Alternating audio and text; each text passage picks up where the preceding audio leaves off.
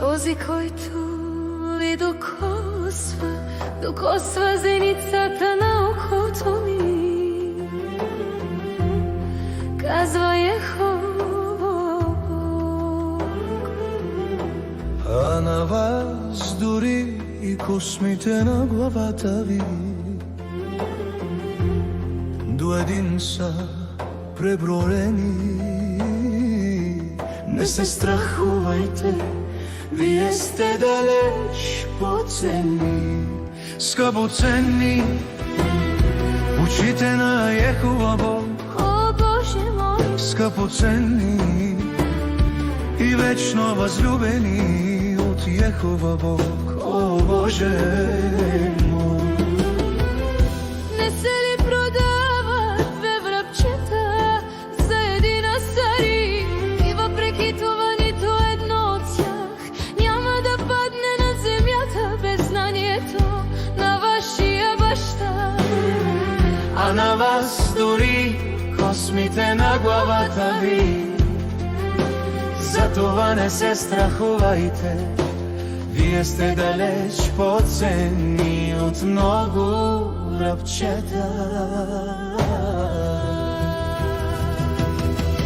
Този, който ви докосва зеницата на окото ми, казва Йехова Бог. А на вас дори космите на главата ви до един са преброени. Не се страхувайте, вие сте далеч по-ценни, скъпоценни в очите на Йехова Бог. О, Боже мой, Скъпоценни и вечно възлюбени от Йехова Бог. о, Боже мой.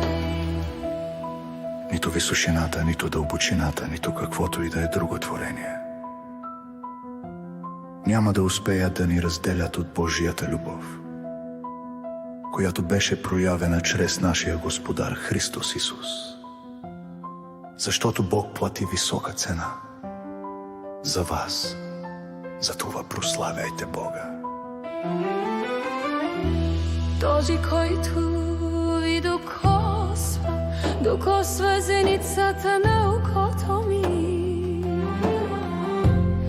казва Йехова Бог. А на вас дори космите на главата ви до един са преброени. Не се страхувайте, вие сте далеч по-ценни, Скъпоценни в очите на Йехова Бог. о, Боже мой, Скъпоценни и вечно възлюбени от Йехова Бог.